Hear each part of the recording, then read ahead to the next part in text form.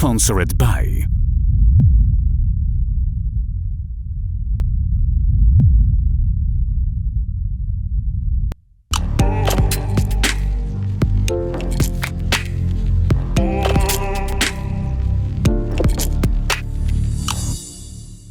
Hey guys, Tofi here. I would like to invite you to the new episode of my podcast. It's gonna be the third one in Italy. That's how we call it in here. Pensa in modo diverso. That's what I learned. Together we are in here together with Mario and Nino. We are in Crea Tattoo Studio. So let's have some fun talking. We're gonna talk a lot about the motivation. We're gonna talk a lot about our collaboration we did together with Mario and the road that was behind and the road that lead us actually in here, because there is the big connection of three of us that we're gonna share with you guys. And yeah, how are you today? How do you feel? Perfect. Fine, thanks. Tutto alla grande. Dopo questa settimana abbastanza stressante siamo Un belli pochino, carichi. sì, sì. Okay, so the story behind us is that Nino is a social media strategist for both of us together with Mario, and we developed actually the idea of creating the Italian podcast in here. Because of this place, because of those guys, we are able to reach for the well-known Italian tattoo artists that we're gonna do the interviews with. And yeah, let's hear your story, the way you have met and the way you have started to work together. Qualche mese fa, presumo un annetto fa, Circa. ho visto un lavoro su Instagram che era... Manichino. Sì, quello lì. Mi ha stupito perché ha usato la parte di prospettiva che passava dalla gamba alla caviglia come se entrasse dentro la gamba, ok? E io ho scritto subito. Io di solito quando vedo qualche lavoro bello, cioè scrivo all'artista perché penso che possa far piacere sia a lui che a me. Poi per caso, attraverso un altro mio cliente, ho avuto modo di conoscerlo di persona, ma non avevo capito che era lui. Giorno dopo. Abbiamo fatto due chiacchiere, ci siamo presentati e il giorno dopo vado da lui e faccio: ma tu sei questo? Ti ho scritto l'altro giorno. E alla fine da lì abbiamo iniziato a collaborare e adesso dopo un anno abbiamo iniziato a fare belle cose insieme. For me, the beginning was like, okay, we worked together for many years, and I remember you visiting me in Poland, and you said, look, there's Mario, that there's super open-minded person doing the surrealistic stuff, and this, what can you expect because of words like that? After when you showed me the words, I was like, what the fuck is going on? In here I can see somebody that I will be able to feel to speak the same language, because the visuals are similar, you know. He's not afraid of the compositions, he's not afraid of the colors, he's not afraid of everything that I'm not afraid as well. So it was like, yeah, that's gonna be fascinating. And you proposed that maybe we can do some collaboration together and stuff like that. And after, when I checked out his gallery, I was like, it's impossible that something like this is working in Italy, because I know Italian market. I've been here for many years on the conventions, guest spotting for like 18 years, and there was nobody that I was able to talk to when it comes to the style of tattooing, you know, because I have many of the Italian tattoo artist friends, but none is similar to my style. So finally, you know, I found him in here, and we was able to cooperate. I would like to ask him the way it is from his point of view, like on the backstage. After we're gonna talk about the way he started, but I want to understand the way he has like observing the tattoo industry and stuff like that. Ok. Beh, allora, intanto è stata sicuramente un'emozione gigante, perché diciamo che io lo seguo da 8-9 anni, l'avevo visto per la prima volta a Milano in convention. E per me è stata una grande occasione, perché vabbè, il mio percorso non è stato semplice, nel senso che sono partito dal bianco e nero, poi è arrivato al colore, ma sono in continua evoluzione, non ho ancora trovato, penso che non sarà mai finita, però comunque sia, non ho ancora trovato il mio timbro, ecco, il mio marchio di fabbrica. Quello che a me piace di lui è appunto che è riconoscibile a tutte delle forme ricorrenti nei suoi lavori. E quindi come l'ho vissuta? L'ho vissuta che fino al giorno del tatuaggio non sapevo come avrei potuto incastrare le cose, nel senso non riuscivo ad immaginare, conoscevo i suoi lavori, sapevo come poteva essere più o meno la sua parte, circa, perché poi logicamente sono tutti diversi, però non riuscivo, ero lì che pensavo che cazzo facciamo, cosa facciamo, come sarà, e la cosa che mi ha rilassato e mi ha fatto prendere bene la situazione è la sua positività e la sua tranquillità, quindi già dal primo giorno quando l'ho visto lavorare, il fatto che sia così sciolto, è entrato, sembrava che fosse qua da un mese a lavorare, molto l'umiltà, E quando c'era da fare il progetto, che quello per me era il giorno di massima tensione, no, forse quando dovevo partire a tatuare, però insomma anche il progetto era importante, lo vedevo che era troppo tranquillo, il tempo passava, eppure il progetto ancora non c'era. Poi dopo sono andato a casa, a luna di notte è arrivato il progetto e in realtà mi sono accorto che è stato semplice, tra virgolette, nel senso c'era la tensione dell'aspettativa, nel senso che volevo dimostrare, quindi per me anche solo mettere mano su una cosa che arriva da lui, insomma la prendi con le pinze, no? Non vuoi fare troppo né troppo poco perché vuoi dimostrare, però è venuto naturale perché è come se avessi avuto io ricerco molto per dire gli sfondi, le composizioni, e lui è riuscito mi ha dato il top di quello che avrei potuto fare io e ho solo dovuto mettere il soggetto praticamente, cioè io ho solo dato La non so ciliegina come. sulla torta. Sì, sì.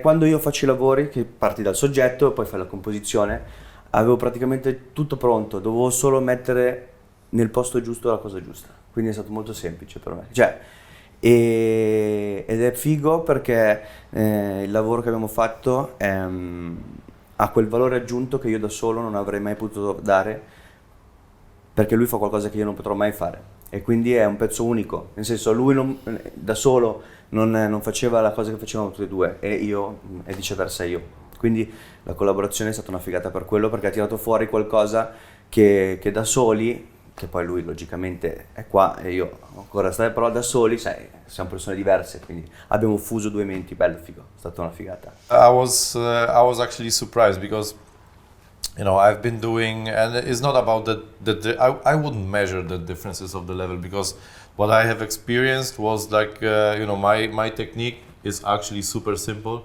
super easy, and that's what I realized in the middle of the work, that we was just equal, you know. Mm-hmm. My work was just going faster, but I had the lower leg like smaller, and so we just actually met directly in the middle with the same quality, because, you know, as you can understand, the quality of the final tattoo is related to the design. So if the design is wrong, or if the design is cheap, or whatever, it's gonna be the same on the skin. So that's if you do something bad on the level of the designing, whatever you do after can be problem, you know. So and another thing why I was so calm is of course I have bigger experience with doing the collaborations, because I already did, like, I don't know, maybe 30 of the different collaborations, and most was with the big pieces. So preparation for me, preparation, I cannot be stressed with the preparation of the tattoo, because it's that's what I do since last 20 years. So for me it's more easy than preparing the breakfast, you know. Yeah. And that's why I was so calm, because I went through this process for so many times. That's why I was calm being in here for a first day, because I did 50 guest spots in my life, or even more, you know, traveling on the conventions all the time. So for me it doesn't matter. I just need the equipment and the skin. And what I realized by him also, that he had the stress only on the beginning, because after, when the situation was like clean, that we don't need to rush. Of course, we needed to rush because the day before we was doing the design, because the day before we decided what kind of design we want to do. But after, you just go back home, do the stuff, and you go to work. And that I saw him also quite relaxed next day, because he knew that the job was done on the designing level, and that what keeps me being motivated, because I know that I don't deal with somebody that is afraid of, It also explains that he works with his design, that he do the same path almost every day, getting himself prepared for work, and that's you cannot hide this. I don't need that much. I'm a good observator, however it looks like. I see more than people think I do, because I see it's just like working with the customer. You see the small moves of his body. He cannot lie that he's feeling the pain or not. And it's the same with the tattoo artists. You know the way they work before, if they are sure, self-confident or not. And with him was okay. The situation was not normal for him, because we've been like just collaborating for the first time. But the next one is gonna be even more simple, because I know that we're gonna do the second session for the boys, so it's gonna be actually super easy, So compliments, because it was a hard day. It was like 10 hours of work, and sorry I say that much, but I'm really impressed, and I'm happy that it came out, and probably we are able to show the piece that we have done on the skin together in this movie. Yeah? So right now I would like, because it was just like an introduction for the collaboration, because it was actually the most important part of my staying at your studio. That's why I wanted to start to talk with you from the collaboration. And also I know that before tattooing, because you are tattooing for like 8 years. What? Da quanto tattui? La macchinetta l'ho presa in mano 10 anni fa, però che lo faccio in maniera professionale sono 5 anni. Okay. He took the first time the machine 10 years ago, Yeah. but professional 5 years ago. Yeah. So look, what I realized being in here, looking at your works, and getting familiar with the stuff that you are doing, especially the presentations of the sleeves that you have in here, I realized something that I never experienced before. Maybe because I didn't travel that many studios in Italy or something, but I know Italian tattoo artists because I'm here in Italy, traveling different studios for more than, as I said, like 18 years, and I know Italian market.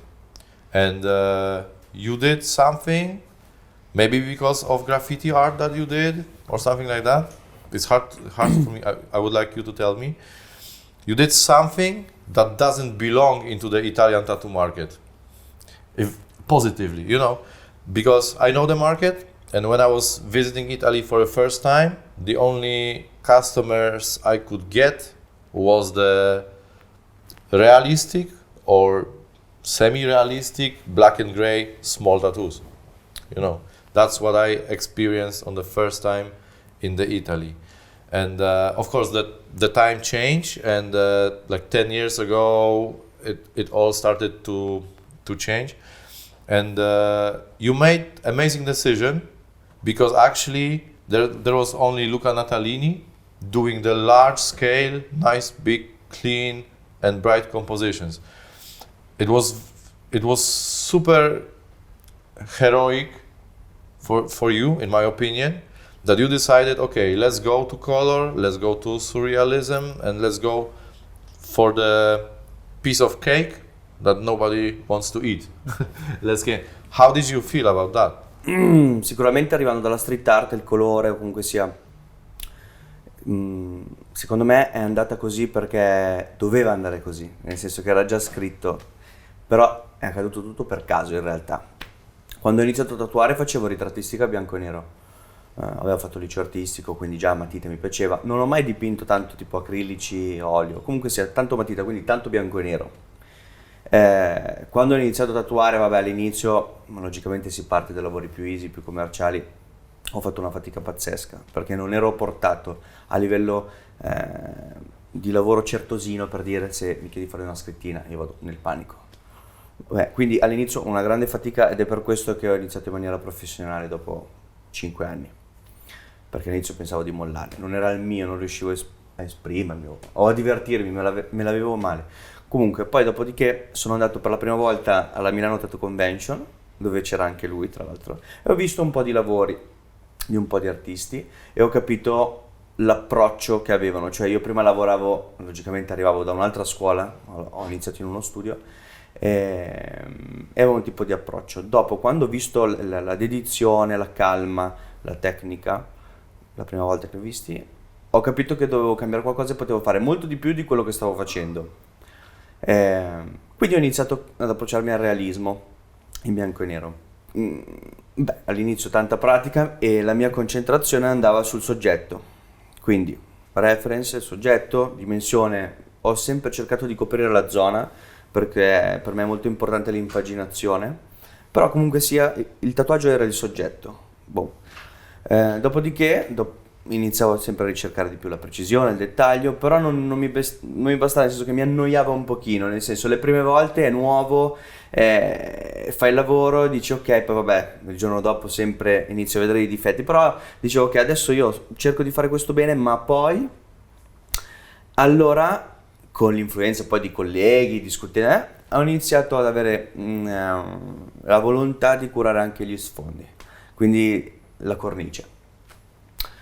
E nel bianco e nero, a un certo punto, a me piace tantissimo il bianco e nero, anche adesso se mi capita mi piace farlo, anzi non voglio perdere questa cosa qua, però col bianco e nero c'è il nero, il bianco, è finito. Quindi a un certo punto era un po' per me limitante e con il colore potevo aggiungere delle cose in più, quindi hai tutti i toni che vuoi. E allora da lì ho iniziato a provare a fare colore. Ho iniziato non con i ritratti perché logicamente mi faceva un po' paura perché c'è del grande tecnicismo, mentre magari facendo cose più grafiche o comunque con 2 toni, 3 toni era più semplice approcciare, no? Sfumare, intrecciare i colori, ok. E da lì, facendo i primi lavori in maniera un po' più grafica, poi ho iniziato a farli in maniera un po' più realistica, ma non sono mai stato per l'iperrealismo, io per dire. Mi piacciono campiture di colore molto grandi, non amo il dettaglio, quindi. E quindi e poi mi piace molto l'impatto. Quindi se io vedo un lavoro da lontano, devo capire. E quindi è venuto automatico farli grandi e mischiare il realismo al grafico e ovviamente arrivando dal graffito c'è l'influenza. Quindi secondo me è per questo che dico che è stato un percorso già scritto, cioè è venuto fuori la natura. Poi in Italia è stato difficile perché logicamente a parte gli appassionati che però devono vedere che cosa fai, io non avevo ancora dei lavori da proporre, comunque se la gente vede il ritratto, il bianco e nero, c'è un format, diciamo, quindi uscire da quel format è stato difficile. All'inizio ho dovuto fare molte convention e regalare, ma tuttora, io tuttora regalo i lavori, se andare in convention e per me in quell'evento è importante farmi conoscere, io voglio proporre il mio lavoro, quindi per me la massima ambizione è riuscire a fare i miei lavori, proporre i miei lavori e il cliente viene e sceglie uno dei miei lavori con la mia idea. E quindi niente, in convention ho iniziato a proporre i miei lavori, fare un po' di clienti, quindi piano piano ci ho messo 3 anni a fare selezione per arrivare a fare solo il mio. Prova, logicamente ancora oggi il bianco e nero, comunque altri stili sono molto più in voga in Italia e alla fine però adesso riesco ad avere la fiducia da parte delle persone perché si sono abituate a vedere un po' una cosa diversa, quindi sta entrando anche le loro menti. E tra l'altro sono molto contento perché noto che anche altri tatuatori in Italia stanno iniziando ad apprezzare e aprire un po' la mente sul colore, su queste cose. In Italia il mondo dei graffiti è sempre stato molto separato dal mondo del tatuaggio, differenza della Polonia che è già stato un pochettino Sì. più visibile. La difficoltà che c'è nel convincere i clienti a farsi dei pezzi grandi nel tuo stile. Vorrei sapere che difficoltà hai avuto nel prendere i clienti, convincerli e farli tatuare quello che gli piaceva a te. Allora, secondo me non è che è stato difficile convincerli. Non saprei come è successo, nel senso che le persone a cui ho proposto di fare questi lavori qui, a sensazione, se li sarebbero fatti. È stata una cosa di sensazione, quindi erano pochi, però c'era una certa positività quando vedevo il cliente e forse loro sono stati trasportati più dal mio entusiasmo che dal lavoro in sé. Nel senso, sì, gli presentavo la reference, ok, bello, però era stata proprio secondo me una questione di atmosfera, di entusiasmo, di fiducia. L'unica non è stato, cioè è la quantità la difficoltà, non è farlo, perché riesci a farne alcuni, è farne di più il problema. Quindi, adesso mi è sembrato quasi facile, però sono passati 5 anni, quindi non lo so, è stata una cosa graduale. Devi trovare le persone giuste, però secondo me è meglio, perché se io tatuo una persona cioè io quando tatuo mi rendo conto che come viene il lavoro dipende tanto dal cliente, di conseguenza io, anche se ne facevo pochi, non so... Li facevi giusti. Sì, ma perché c'era quel feeling col cliente, quindi è meglio un lavoro fatto bene che 10 mediocri, quindi alla fine, anche se ne ho fatti pochi, perché... Però, come li volevi hanno funzionato probabilmente, poi dopo, sai, su 10 persone magari erano di più quelle a cui non piaceva, però quelle poche persone le aggiungevo e quindi alla fine poi dopo anche chi era un po' titubante forse si è convinto, però a me non mi interessa il cliente che si deve convincere. Una cosa, se ti piace la devi vedere e ti deve piacere, la vuoi fare, quindi preferisco prendere la mia nicchia che farlo piacere a tutti. Because as I mentioned before, I have seen many of the mannequin pieces that you have prepared with the compositions, and it's actually super smart. If you don't mind, I will use it also in my artworks, because it inspired me. It is the same, like from your point of view. I always look for something that can inspire me as well. That's why I appreciate that you gave me some sort of inspiration as well. And also it proves that what you are saying, it proves that there is no borders for art. Wherever you are, if you are convinced of what you want to do, the customers are gonna follow. Even if you have to do the first tattoos for free or something like that, just to show what you are able to do, after the next customers is gonna come and they're gonna ask for the new works, right? Sicuramente le cose vengono un po' quasi per caso, cioè nel senso, io sono una persona un po' emotiva, cioè molto emotiva. Quindi su cosa sto lavorando? Intanto, se parliamo del tatuaggio, logicamente io ho subito l'influenza di molti artisti, io seguo molti artisti della sua scuola, però logicamente devi sempre stare attento a non inciampare nel sembrare qualcun altro, e questa cosa mi è capitata sicuramente ed è stato molto frustrante, anche se bisogna passare per certi percorsi, ecco, bisogna riuscire ad uscire dalla similitudine il prima possibile, e quella è la cosa importante. Ora, io non so a che punto sono del percorso, spero di non arrivare mai, perché quando arrivi poi è finita, però detto questo, sto lavorando sulla parte grafica adesso tanto, quindi cercare di trovare quegli elementi grafici che valorizzino il soggetto e renderli ricorrenti, che però non annoyino anche, quindi insomma non lo so, è un continuo lavoro. Quello che dovrei fare, mi sono accorto durante il lockdown. Allora, io non disegno molto in realtà, cioè sono una persona che magari fa una cosa, non la fa costantemente, però il poco tempo che la fa mi dedico al 100, cioè se io devo fare una cosa faccio solo quella, magari la faccio per un mese e poi per un anno non la faccio più, però quel mese lì è produttivo, nel senso mi concentro veramente tanto, sono proprio... E quindi quello che secondo me dovrei fare, ma non so se lo farò, perché purtroppo vivo molto la giornata e questa cosa un po' mi rallenta, è dedicarmi a qualcosa che sia tipo a dipingere, portare avanti, non so, il discorso dei manichini, qualcosa che vada oltre il tatuaggio, perché il tatuaggio secondo me è limitante, nel senso che comunque hai un cliente, una persona, devi anche cercare di andare vicino alla sua idea, anche se il mio obiettivo è fare quello che piace a me e poi il collezionista viene e se lo fa fare. Quindi secondo me per sviluppare un po' il tatuaggio devo anche andare oltre il tatuaggio. Questo è quello che è la mia intenzione, però non ho un progetto, vivo troppo la giornata, non so cosa farò. Sicuramente per quanto riguarda il tatuaggio l'intenzione è di ampliare gli orizzonti su qualcosa di nuovo. This is natural. You don't need to be. Everybody of us, we have the same. I guess, including you. Of course. We have ups and downs. That's how it works. When you are overreacting with the good ideas, you know, your body is producing the endorphins, and after, you know, it need to create the new ones, and it takes a time. That's always after creating something nice, you go slower down and regenerating.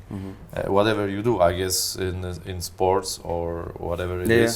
is quite similar. I don't know anybody that he's able to be hyper creative all the time.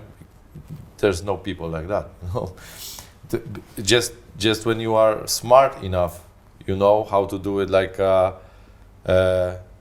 you don't rush. You just try to make those heels like more smaller. So you do slower the good work, and the sinusoid is not as strong. You know, that's even if I do it for like 20 years, it's still the same. Frustration, depression, and stuff. It's not the happy Part. creation time. You know, it's never gonna finish. It's never gonna stop.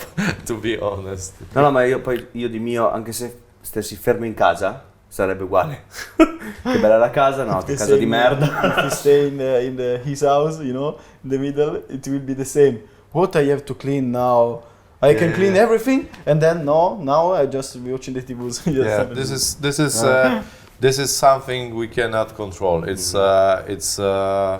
all depends of the mood. It all depends of the feelings that we have. It's all depend if you have any trouble in life and stuff like that. You can always say, and also for me, when I observe the works from the others as well as I observe mine, you can say what kind of shape was the artist in creating something, because that's how it is. It's the same like with the music, for example. You know, it's a very good example, the music right now, because when it comes to the pandemic, my favorite music groups like Marilyn Manson, Tool, Deftones, you know, stuff like that, they started to produce the best albums since last 10 years, because finally they had more time to do it properly. And the same I felt in my tattoos, the same way I felt with the works of different tattoo artists, that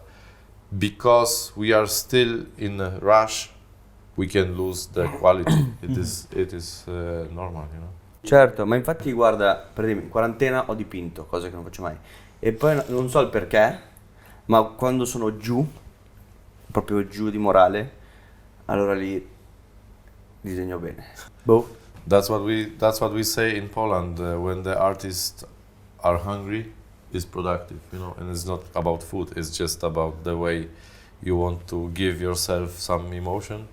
This is problematic because we cannot just do the one thing after another without the feelings, you know. It's but what I wanted to say, adding to what I said before, is that when you are searching for your style, that's, I mean, in general, when the people are searching for their style and they are focused, that they force them, okay, right now this have to be this one, this masterpiece. When you are focused, it's never gonna work. You know, that's how it is. The thing is that when you stop think and create, then you progress. That's why what I realized by me as well was when I was in the time that I had no time for thinking, I just needed to do one thing after another. You lost the control.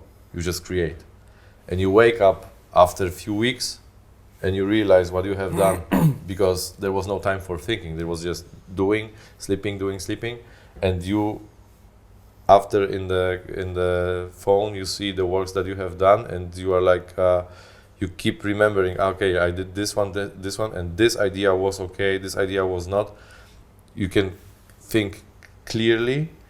It's way easier to judge the quality of your work when you have a distance to do that. It's when you create, it's more difficult in the same time. Assolutamente, molte volte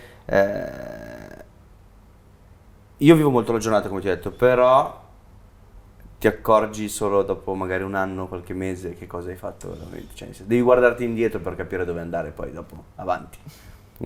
Hai l'idea di creare qualcosa di grande da mettere su pelle? Hai proprio quella voglia di fare, o stai ancora, cioè vuoi ancora fare giorno per giorno e vedere cosa succede? Cioè nel senso, se non so se hai capito. No, cioè, Se hai già qualcosa che nella tua testa vuoi fare, ok? E vuoi metterlo su pelle, un progetto. Come progetto? Sì, qualcosa di diverso, o se la vivi alla giornata e cerchi di far sempre meglio.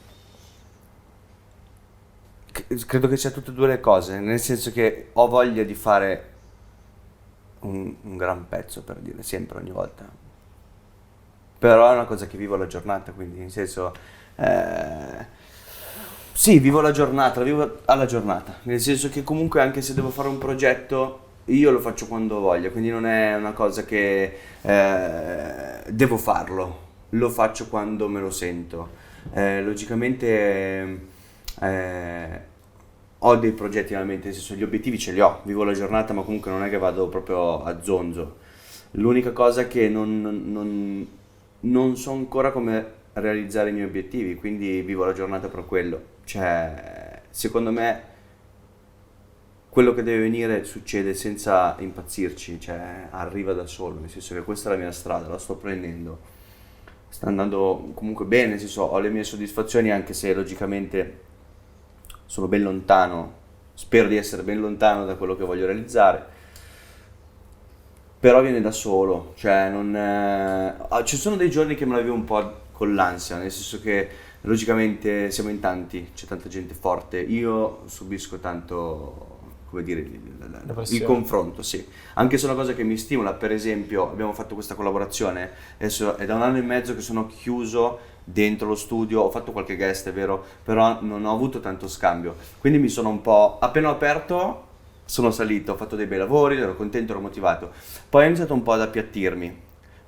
Quando sali di livello non puoi più tornare indietro, logicamente, perché sennò dopo te ne vai a male. Cioè, se io faccio un lavoro o alzo l'asticella non posso più tornare indietro, non ce la faccio, sennò mi sento fallito, ecco. Però adesso ero in una situazione di stallo, con qualche piccolo stimolo, però di stallo. Dopo la collaborazione sicuramente, ne parlavo ieri con i miei amici, delle esperienze e tutto, ho proprio una voglia pazzesca. Io penso che questa botta di adrenalina me la porterò avanti un mesetto, 2, cioè non so quantificarti il tempo, oddio, però questa sarà una cosa che mi ha dato una bella spinta emotiva. Si dice che a volte è giusto fare un passo indietro per fare poi 10 passi avanti, quindi non sentirti comunque spaventato dal passo indietro, perché No. comunque è una cosa che può aiutarti, però ogni volta che siete davanti alla pelle bianca è qualcosa in cui devi ripartire, capito? Cioè lì. No, certo, però se io, nel senso, tornare indietro cosa vuol dire per me? Se io faccio qualcosa che per me è meno rispetto a prima, ogni volta che fai qualcosa cerchi di aggiungere, che possa essere tecnicismo, grafica, ti piace, non ti piace, cerchi di prendere il tassellino. Non voglio dimenticare quello che ho appreso nel mio percorso, ecco. L'errore è umano, o fare un lavoro che sia meno motivante di un altro è normale, non si può viaggiare sempre al top, però quello che intendo è proprio è proprio un questo di immagazzinare informazioni e non perderle mai durante il percorso, quello intendo. Sì, sì. Però sì, logico che non è che si vive a 100 e quindi anche i lavori non possono essere a 100. L'importante è che il cliente sia sempre contento, ci mancherebbe altro. Però anche io ho un gusto, anche io ho delle emozioni e non possono essere sempre quelle del cliente. Logico, io spero sempre che sia io e la persona che ho davanti sia sempre meglio, sia sempre bellissimo al top. Però sì, non si può vivere così, ecco. Nino told me that you used to have some problems with the opening the studio. That was the not so good timing for you. We know what happened, and but finally you did the opening and everything is all right. And you look like a person that when the problem come, you are just pushing forward to get rid of the problem and go forward. That is like that you don't stop. You are not losing the motivation. It's just like, okay, the problem is to resolve and we go forward. How did you manage to go through the limits that the pandemic gave you opening your shop? E niente, comunque sì, ho aperto in pandemia, è stata una sfiga tremenda e rifarei tutto comunque, anche se è stato un anno tosto, tutto nuovo, perché prima tatuavo, basta, tatuavo, andavo a casa, finita. Invece aprendo lo studio ci sono altre cose a cui pensare, però è stato stimolante. Il fatto di aprire proprio, ho aperto, ho fatto 3 mesi chiuso, in realtà, tralasciamo la parte economica che quella non mi va di parlarne, però è stata una fortuna perché ho potuto riempire le giornate, nel senso non potevi fare niente, dovevi stare chiuso in casa. Invece io avevo la mente qua, al posto di stare chiuso in casa stavo chiuso qua, nel senso lo studio era chiuso, non c'era niente, dovevo imbiancare, fare lavori, dipingere e quindi mi ha riempito il tempo. Nei 3 mesi di chiusura non ho pensato cazzo adesso devo aprire il lavoro, sono dietro con l'affitto, ho solo pensato adesso devo aprire, devo preparare tutto, sono emozionato per questa nuova avventura e quello che deve essere, quello che sarà, ecco, sì, non ero troppo fomentato dall'idea del gioco nuovo, cioè nel senso non potevo più aspettare, quindi pandemia o no, io dovevo fare qualcosa di mio, quindi l'ho presa bene in realtà. Cioè, poi dopo logico, non è che è tutto rose e fiori, ero agitato, non sapevo che cazzo fare molti giorni, ce la faccio, non ce la faccio, minchia ho appena aperto ma chiudo, se chiudo non posso, cioè nel senso, come dicevo prima, non si può tornare indietro, se tu apri uno studio e poi lo chiudi è un brutto messaggio anche per la gente che ti guarda, però me la sono vissuta bene, nel senso sono strafelice, sì.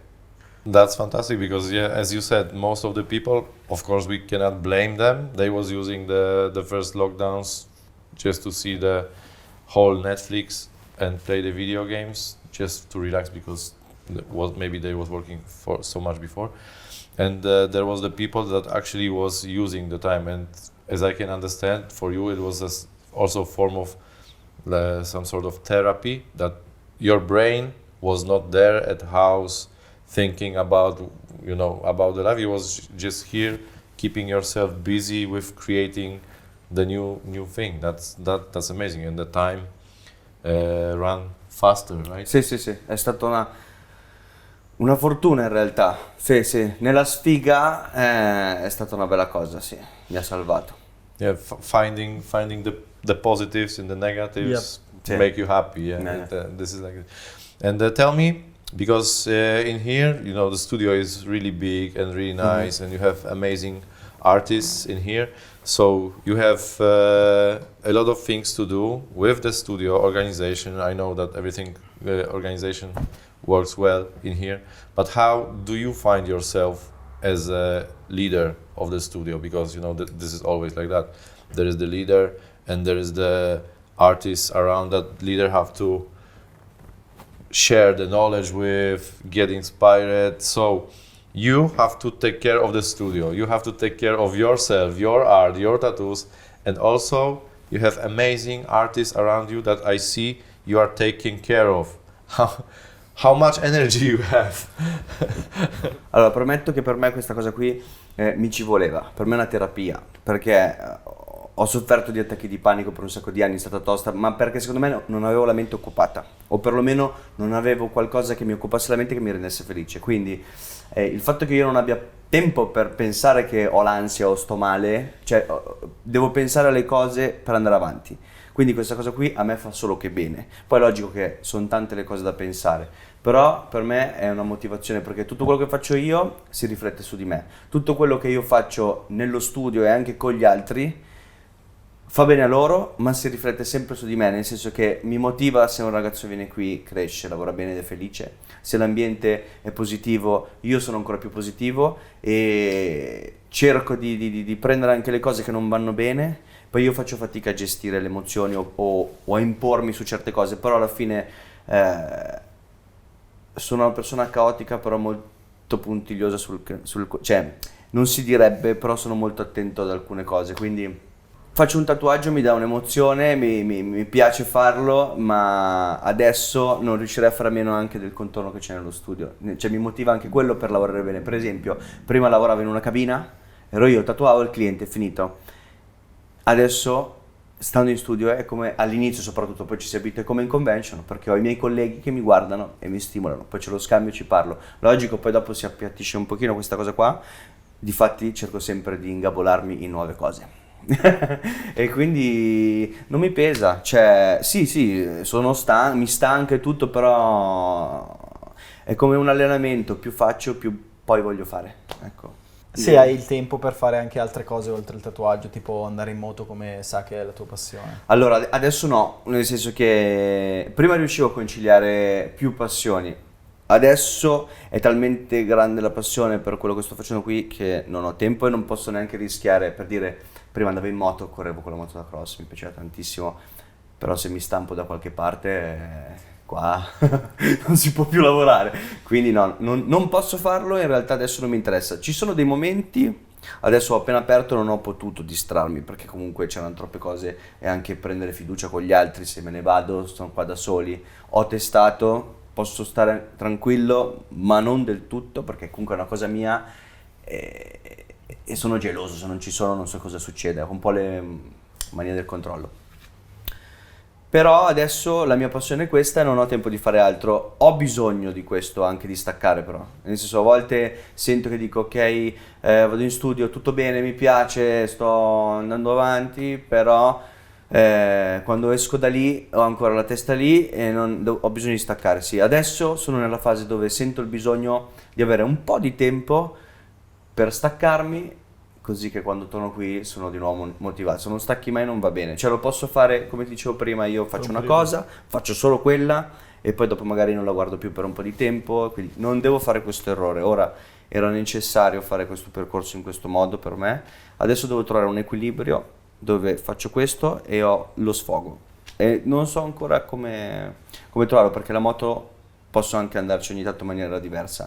Devo trovare un'altra passione che mi riempa un po' di tempo senza compromettere quello che sto facendo qua, che è importante. Dice che praticamente, vabbè, il nostro lavoro è completamente diverso, il mio dal vostro. Quindi lui capisce quello che stai facendo ed è la cosa migliore.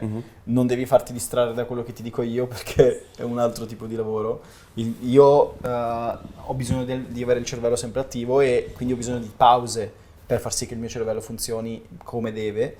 Voi invece avete bisogno di dare il massimo fino a che non avete raggiunto l'obiettivo. Poi magari vi potete riposare, però non potete fermarvi. Quindi per ridere, semplicemente siamo usciti un attimo dalla linea per parlare di questo, perché io ho detto guarda, devi dormire ogni tanto, devi riposarti.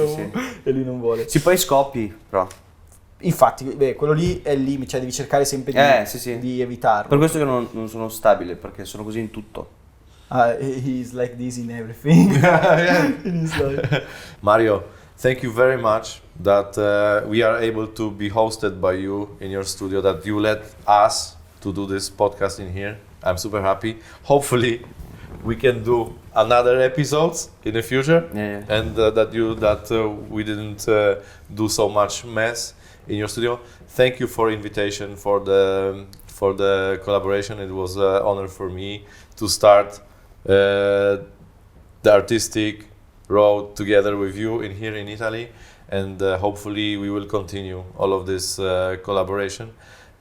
stuff because I really enjoy. I really like the studio. I really like the people. I like the way it has been created, and I like to be surrounded by the stuff in here on your walls. Is really inspiring, and I wish that you will still have the strong impact front, because that's the only way that we are able to express ourselves, progress, and everything. Right now, you will be talking with Nino about the social media and the Italian market, or in general, tattoo market, for his podcast, for his YouTube channel. So thank you very much, guys, for this conversation. And for you guys, I would like to invite you for the next episode that is gonna be Italian as well, before we go back to Poland and record another videos with the Polish tattoo artists. So stay tuned, remember to think different, and see you in the next episodes. Bye bye.